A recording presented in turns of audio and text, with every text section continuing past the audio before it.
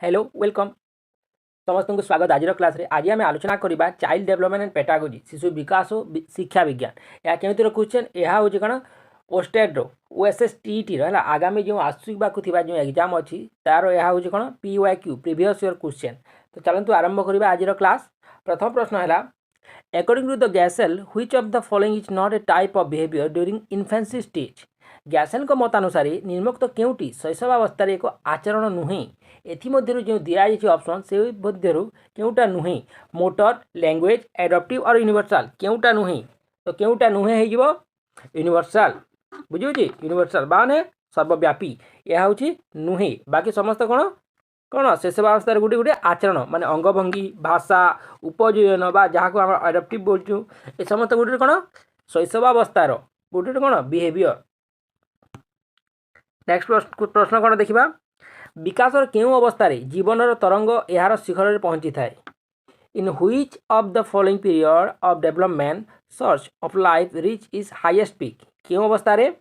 कहि परिबो केउ अवस्था रे किशोर कौन कहे ताकू एडोलेसेंस है किशोर अवस्था रे सब प्रकार कौन तार उन्नति हो सारी थाए मानसिक शारीरिक जहाँ भी तुम जान सबू विकासर केउ अवस्था रे कहछि परे जीवन तरंग सबू किछि है search of life. Next question कौन जीवन आद्य पर्यायर आवेगिक उपादान को कौन कह जाए the emotional content of the initial phase of the life is known as कौन कह जाए इनिशियल फेज माने आद्य अवस्थार उपादान को कौन कह जाए कौन कह जाए उत्तेजना छुआ मैंने प्रथम कौन शिखती एक्साइटमेंट से माने डरती किंबा कौन फियर न थाए कि स्ट्रेस न थाए एनेक्सिटी न थाए उत्कंठा न थाए से कौन थाए एक्साइटमेंट कौन गोटे जिनस देखीदे से कौन एक्साइट ही जाती देखिथे ना एक्साइट ही जाती उत्तेजना। नेक्स्ट प्रश्न कौन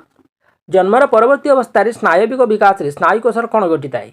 during postnatal period what happened to the development of nerve system कौन होता है जन्मर परवर्ती अवस्था स्नायविक जो विकास स्नायुकोशर कौन घटी थाए कौन घटी थाए तार कौन घटी थाए समस्ते जान जन्म समय अपरिपक्व कोशर विकास घटी थाए जो सबू कौल कोश कौल हाड़ मानी थाए शरीर थाए तार कौन होता है तार गठन स्ट्रंग होता है जन्म समय जो अपरिपक्व कोश थाए ना तार विकास घटी थाए development of immature cells at birth बुझे बुझे। नेक्स्ट प्रश्न देखा 7 ରୁ 12 वर्ष बा यौवनारंभ पर्यंत विकासर पर्याय को कौन कह जाए what is the name of the stages of development from 7 to 12 year और up to the onset of poverty कौन कह जाए 7 ରୁ 12 वर्ष बा यौवनावस्था पर्यंत विकासर पर्याय को किए जान कौन कह जाए परवर्ती शैशव अवस्था माने कौन लेटर चाइल्डहुड कह जाए कौन कह जाए लेटर चाइल्डहुड बा परवर्ती शैशव अवस्था। नेक्स्ट कौन निम्नोक्त केउटी एक मौलिक रासायनिक पदार्थ जहाँ वंशानुक्रमिक गुण को पूर्वज मान आने साहाय्य करे केउटा केउटा which of the following is a basic chemical primarily responsible for a genetic inheritance समस्ते जान है समस्ते जान शुणिच कौन कह जाए DNA RNA क्रोमोसोम और जीन्स कौन है DNA कौन DNA कहते ना यार तार DNA रे अच्छी कह जमी ठीक से DNA। निम्नोक्त मध्य केउटी शिक्षण एक अर्थ गठन प्रक्रिया संपर्कित नुहे ये जो दि जाइए केउटी शिक्षण एक अर्थ गठन प्रक्रिया संपर्कित नुहे नुहे कह जाए ध्यान देव नुहे ठीक से इंग्लिश कौन कह which of the following is not related to the purpose of learning as meaning making कौन नुहे शिक्षण एक सक्रियात्मक प्रक्रिया शिक्षण रे भाषा अंतर्भुक्त शिक्षण एक पूर्वापर प्रसंग संबंधी प्रक्रिया एवं शिक्षण एक तात्क्षणिक प्रक्रिया learning is an active process यहाँ तो सत लर्निंग इनवॉल्व्स लैंग्वेज यहाँ भी सत है बिना भाषा कि शिखब लर्निंग इज कॉन्टेक्चुअल यहाँ सत केउटा भूल लर्निंग इज कौन इंस्टांशियस है तत्क्षणात् शिक्षण एक तात्क्षणिक प्रक्रिया यहाँ भूल सडन केवे बेले भी शिक्षा ग्रहण करने संभव नुहे यह गोटे लंग टर्म प्रोसेस बुझे। नेक्स्ट कौन देखा हर्लंक मतानुसार केउटी सामाजिक विकास को बुझाए एथि केउटी सामाजिक विकास को बुझाए देखिबा according to the Hurlock which of the following is the meaning of social development केउटा हर्लंक मत को बुझाए प्रथम देखिबा सांगसाथी मानक सह भाव विनिमय द्वारा परिपक्वता सामाजिक संपर्क द्वारा परिपक्वता केवल मात्र परिवार मध्य परिपक्वता केवल मात्र पड़ोशी मान मध्य परिपक्वता कौन कली परिवार सहित सांग मान सहित संपर्क मान सहित कि सांगसाथी मान सहित क्या सह रहिले तार कौन परिपक्व हेबो माने से मैच्योर हेबो क्या सह रहिले हर्लंक मतरे क्या सह रहिले के जानिछ सामाजिक संपर्क द्वारा है जदि कौन छुआटे घर बाहर ना है समाज रे से रहिबो नाही तो किपर से परिपक्व हेबो अटेनिंग मैच्योरिटी इन सोशल रिलेशनशिप है निम्नोक्त मध्य केउटी प्रयत्न प्रमाद शिक्षण तत्व संपर्क ठीक नुहे ओडिया टी कड़ा लगुच ना प्रयत्न प्रमाद शिक्षण है ट्रायल एंड एरर कौन कह जाए which of the following is not true about trial and error theory of learning है प्रयत्न प्रमाद मैंने कौन ट्रायल एंड एरर मन रखिबो तो कौन कह केउटी प्रयत्न प्रमाद तत्वर विषय ठीक नुहे केउटा ठीक नुहे शिक्षण एक वर्धक प्रक्रिया कौन शिक्षण एक वर्धक प्रक्रिया एटा तो ठीक संयोग स्थापन द्वारा शिक्षण संभव होता है यहाँ भी ठीक एवं कौन विचार शिक्षण रे मध्यस्थी भाव कार्य करिथाए लर्निंग इमीडिएट बाय आइडियाज एटा तो भूल फोर्थ कौन शिक्षण एक अंतर्दृष्टि प्रक्रिया नुहे लर्निंग इज नॉट इनसाइटफुल एटा मध्य ठीक तो आंसर कौन C option C next option देखिबा मैं नेक्स्ट क्वेश्चन देखिबा बांदुरांक पर्यवेक्षण आधारित शिक्षण रे निर्धारित 4टी अंत संपर्कित सोपान को क्रम अनुसार सजाओ बुझी तो आम इंग्लीश से पढ़ा जो मैंने बुझीपारे से बुझीजे arrange the following 4 interrelated step in the right order as identified by Bandura in observational learning तो प्रथम ऑप्शन कौन कॉन्सिक्वेंसेस एक्विजिशन परफॉर्मेंस और रिटेंशन कौन कौन से ओडिया रे परिणाम आहरण कार्य संपादन एवं स्मरण तो यह जदि आम क्रम अनुसार सजाइबा तो ऑप्शन टी कौन हो कि जानिछ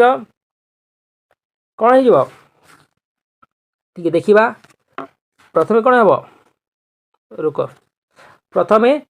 आहरण तापरे स्मरण तापरे कौन कार्य संपादन तापरे कौन हेबो परिणाम बुझी तो ऑप्शन ए बी सी बुझिला सी हम प्रथमे स्मरण प्रथमे आहरण करवा तापरे ताकू स्मरण करवा ताकू तापरे कार्य संपादन करवा तापरे कौन करवा परिणाम देखिबा बुझिला निम्नोक्त मध्य केउटी एडवांस ऑर्गेनाइजर संपर्कित नुहे इंग्लिश कौन which of the following is not related to advance organiser केउटा नुहे थी मध्यरु केउटा नुहे एडवांस ऑर्गेनाइजर एक स्वतंत्र उपक्रमणिका उक्ति ठीक अच्छी यह एक प्रकार धारणा सबूर सेतु बोली काम करे ठीक यार आचरणगत प्रतिरूपायन को उत्साहित करे इट एनकरेज बिहेवियरल मॉडलिंग ना यह अर्थपूर्ण अर्थबोधक शिक्षण को सुगम करता है ठीक तो आंसर कौन सी कौन यह आचरणगत प्रतिरूपायन को उत्साहित करे इट एनकरेज बिहेवियरल मॉडलिंग बुझे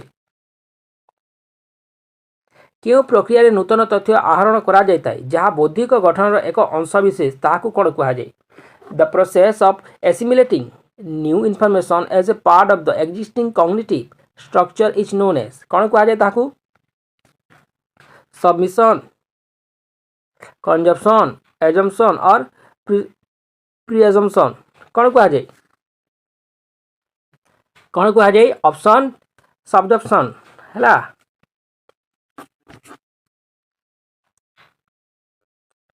निम्नोक्त मध्य केउटी सृजनशील शिक्षार्थीर लक्षण नुहे एमध्य केउटा लक्षण नुहे कहुई which of the following is not a characteristic of creative learners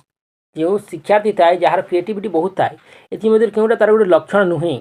से साहसी कौतूहली सर्वोत्कृष्ट संभाव्य उत्तर निमित्त चिंता करने और दूरदृष्टि संपन्न केउटा नुहे तो केउटा नुहे कौन सृजनशील शिक्षार्थी कौन थाए से साहसी थाए कौतूहली मध्य थाए है करेजियस थाए क्यूरीयस मध्य थाए जानवर इच्छा मध्य थाए दूरदृष्टि संपन्न थाए सब बेले विजनारी किंतु thinking for the best possible answer तार नुहे बुझी एटा नुहे सर्वोत्कृष्ट संभाव्य उत्तर निमित्त चिंता करने तार लक्षण नुहे निम्नोक्त मध्य केउटी शिक्षण बाधित शिक्षार्थी एक आचरणगत स्वच्छांक सुहे which of the following is not a behavioral index of the children with learning difficulty थिबा छुआ मानकर कोन behavioral index जे थाए तांकर केउटा नुहे एथि मध्ये कहिछि केउटा नुहे लर्निंग डिफिकल्टी थिबा वाला जे माने पढ़ी पारंती नाही स्पष्ट भावे चिंता करि परिबा शीघ्र क्लांति अनुभव करिबा पढ़िबा बेले किछि धाड़ी डेई जिबा कथारे ओ कार्य उत्तेजित आचरण प्रदर्शन करिबा केउटा नुहे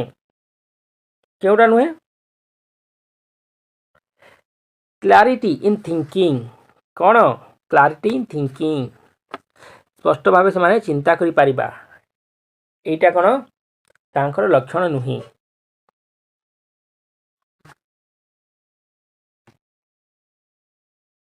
शिक्षण एक सामाजिक क्रिया भावे विश्वास करे जी learning is an social activity believe that तो कौन विश्वास करे शिक्षण एक सामाजिक क्रिया किंतु या कौन विश्वास करा जाए speech can be use to solve problem है समस्या समाधान निमित्त कथन को व्यवहार करि परिबा आउ कौन संस्कृति शिशुर विकास निमित्त बौद्धिक साधन रूप कार्य करता है एटा सत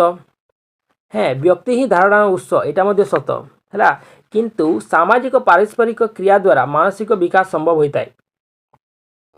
mental development is possible through social interaction एटा नुहे बुझे एटा नुहे बुझेला नेक्स्ट प्रश्न स्पष्ट कथन असुविधा देखा जाउतबा शिशु मानक कोन कहा जाय the children having the problem in speech articulation are known as कौन कहुए तांकू डिस्लेक्सिया डिस्फेसिया डिस्ग्राफिया और एप्रेक्सिया कौन कहुए से छुआ मान जो मैंने स्पष्ट कथन निर्माण सफा सफा कथा कह असुविधा देखा जाए कौन कहुए तांकू कथा कहिबारे है डिस्फेसिया बुझला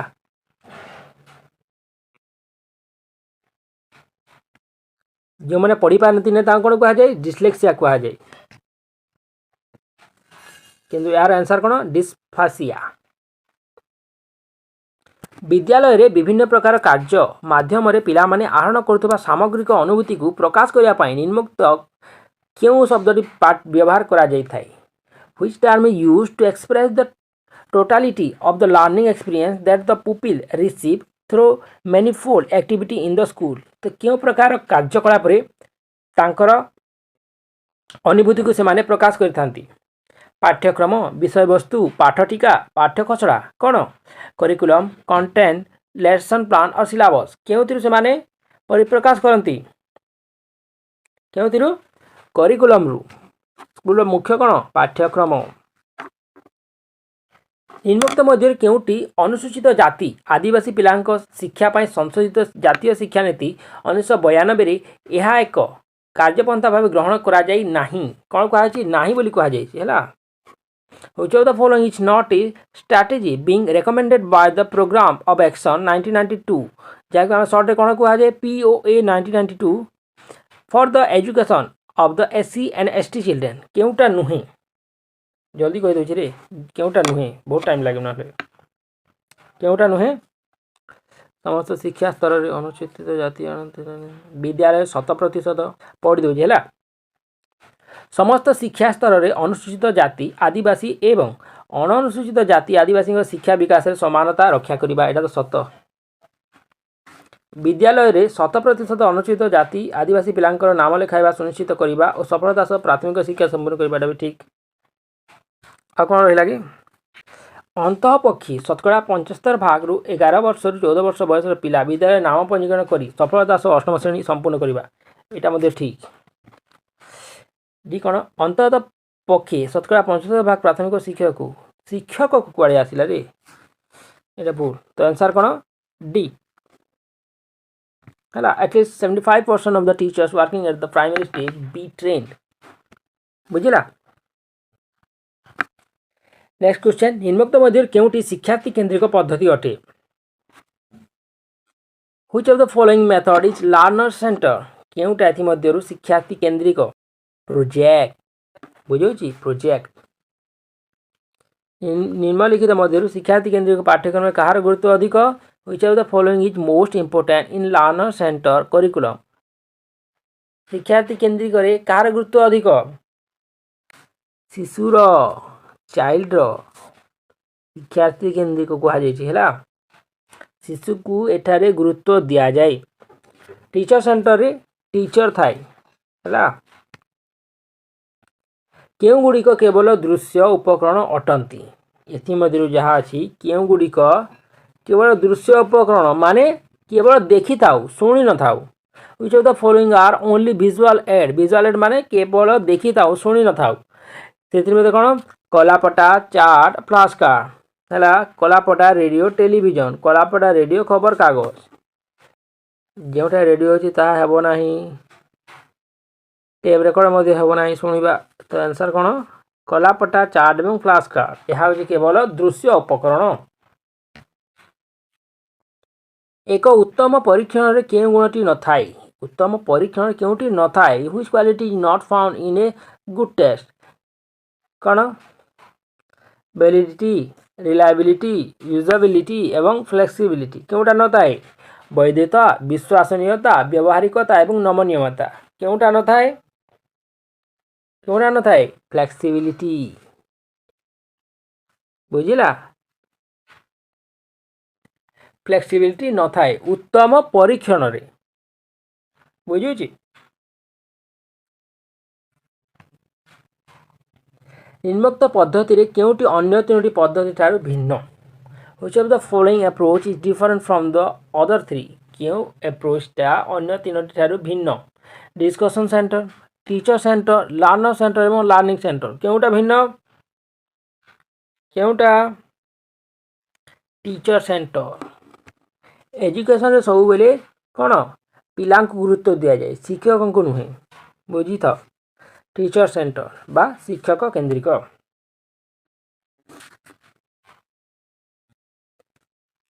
एक परीक्षण को बारंबार परीक्षा करागले यदि समान लब्धांक दी ताहेले परीक्षणटी कौन अच्छी कहा जाए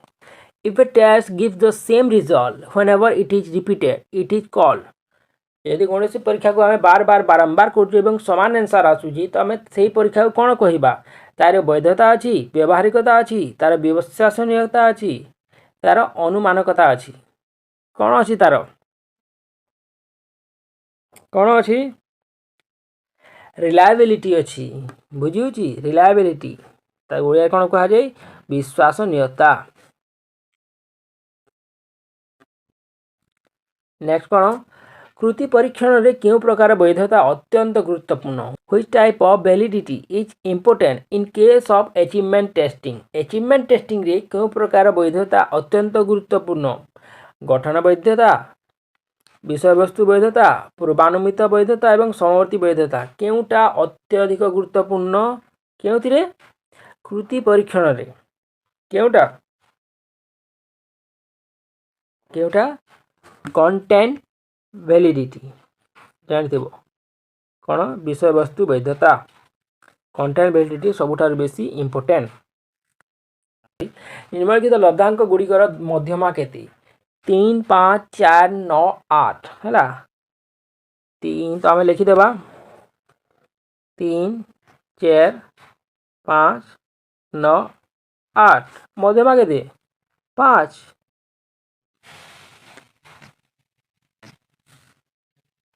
5 है ए 3 5 4 9 8 दिखाई तो आम कौन करवा क्रमान्वय सजाई देवा 3 4 5 9 8 केउटी पर्यवेक्षण एक साधनी नुहे which is not a tool of observation केउटा नुहे कहा जाइछि कृति परीक्षण निर्धारण मापनी तनखी तालिका व्यक्तित्व विवरण नथी ओडिया रे जे माने पढुछ ना मुंड खराब हो जानि तो एते achievement test rating scale check list anecdotal record English से जो माने पढुचंती समा गुडी मन रही थाए ओडिया रे जिते बेले तमे पेटागोजी को पढिबो त मुंड खराब हो देखुछ ना अचीवमेंट टेस्ट को कोन को आ जाए कृति परीक्षण निर्धारण मापनी माने रेटिंग स्केल तनखी तालिका चेकलिस्ट एवं एनाकोडाल रेकर्ड माने व्यक्तित्व विवरण नथी नथी माने कोन रेकर्ड रेकर्ड तार आंसर कोन केउटी पर्यवेक्षण एक साधनी नुहे कहा जाइछि नुहे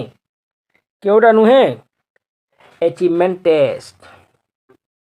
हला अचीवमेंट टेस्ट अन्य कथा कृति परीक्षण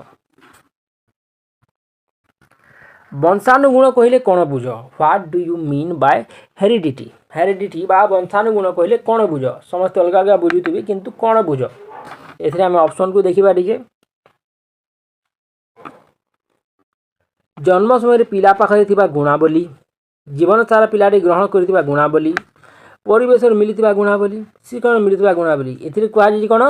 वंशानुगुण कहले कौन बुझ जन्म समय पिला पाखरे थिबा गुणावली एटा ही आंसर जानि दिबो एति हला कारण जीवन सारा पिलाटी ग्रहण करथिबा गुणावली एटा तो हेबो नाही नाही नाही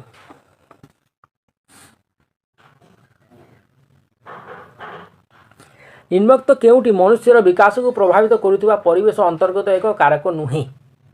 which of the following is not a part of the environment which affect human development केउटा नुहे यार पार्ट नुहे जहाँकि मनुष्यर एनवायरनमेंट को एफेक्ट करिवो अर्थनैतिक राजनैतिक नैतिक एवं वंशगत केउटा नुहे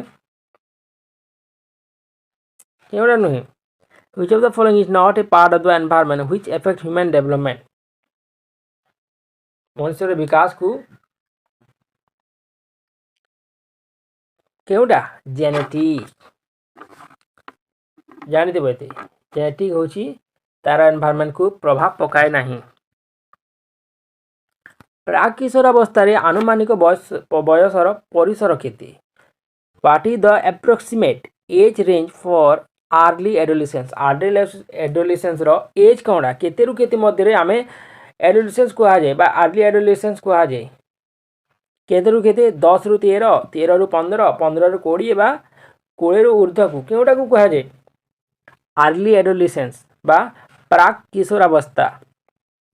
केते को कहा जाए केते को 13 रु 15 वर्ष हैला